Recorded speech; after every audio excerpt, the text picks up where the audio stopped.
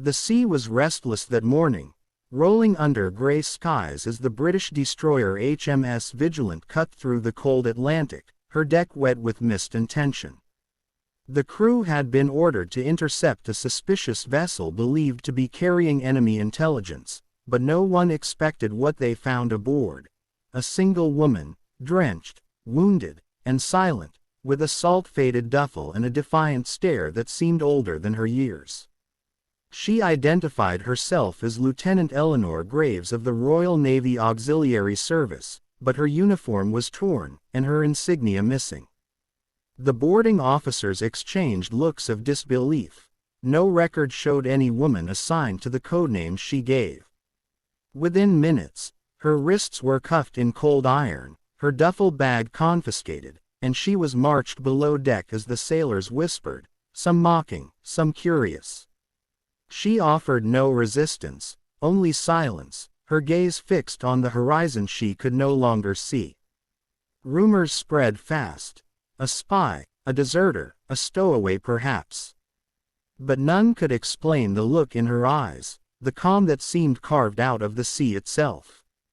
When the Admiral's ship, HMS Resolute, arrived for transfer, she was brought up again, salt-streaked and pale. The Admiral, a hardened man named Sir Alistair Hewitt, inspected her with the sharp eye of someone who had seen deception in all its forms. "Name and duty," he barked. "Lieutenant Eleanor Graves, Special Signals, Western Approach Command," she replied, her voice steady. "Impossible," muttered the intelligence officer beside him, flipping through documents. "No such assignment exists." The Admiral's gaze narrowed as he caught a glimpse of something on her wrist, a faint blue tattoo, half hidden under the chain of her handcuffs. "Remove her gloves," he ordered. When the sailor obeyed, the deck fell silent. On her inner wrist, just above the pulse, was a small insignia, a compass rose encircling an anchor with the number 117.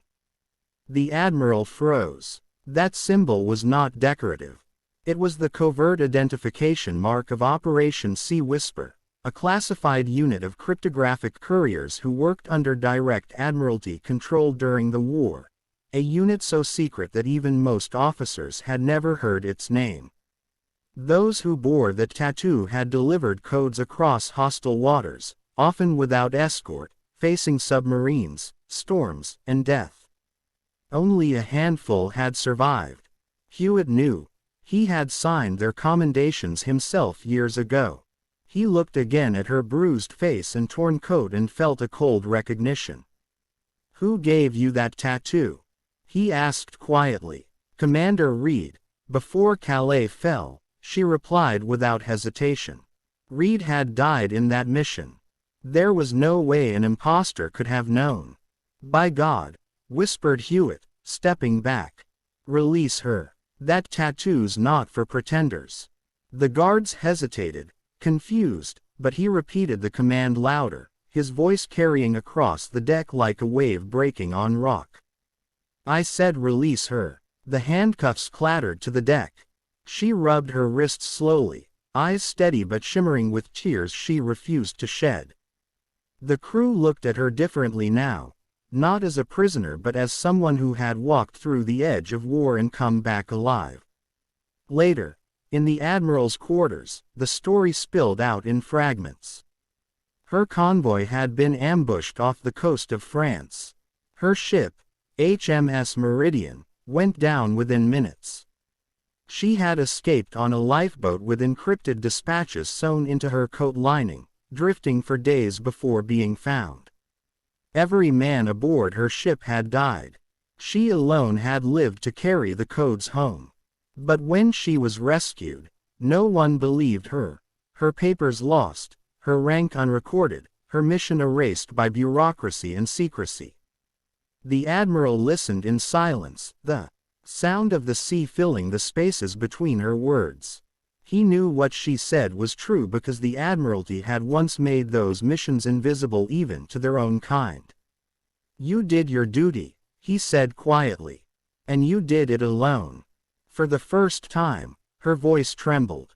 They said no one would know if I succeeded, she murmured, and they were right. The Admiral stood, his eyes softer now. They will know. I'll make sure of it. By sunset, the crew of both ships lined the deck as Lieutenant Eleanor Graves was given full honors, not the kind written in records, but the kind born from truth finally recognized. She saluted the Admiral, her posture straight though her hands still bore the red marks of restraint. He returned the salute. As the ceremony ended, he ordered her reinstated immediately, and her story passed quietly through naval circles as a whispered legend.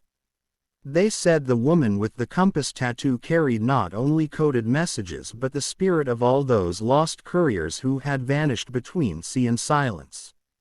Months later, when Operation Sea Whisper was finally declassified, her name was restored to the rolls of honor, though she never sought recognition. She retired in peace, living by the cliffs of Cornwall where the wind smelled of salt and memory. Sometimes children would see her walking at dawn, tracing the tattoo on her wrist as if checking her compass against the rising sun. She never spoke of that day she was handcuffed or the Admiral who believed her, but in the small naval chapel overlooking the harbor, a brass plaque quietly appeared one morning. No name, only the engraved words, for those whose courage was known only to the sea. Sailors who noticed it said it must have been placed by her own hand before she grew too frail to climb the hill. Years later, when Admiral Hewitt passed away, the same plaque was found polished, with a single seashell resting on it, a silent farewell from a woman who had once been mistaken for a fraud but proved truer than the men who doubted her. Historians would later call her the ghost courier of Calais, though she had never been a ghost, just a soldier forgotten by her time. And whenever the sea wind blew across the old harbor bells, those who knew the story swore they could hear the Admiral's voice again, stern and clear. Release her. That tattoo's not for pretenders.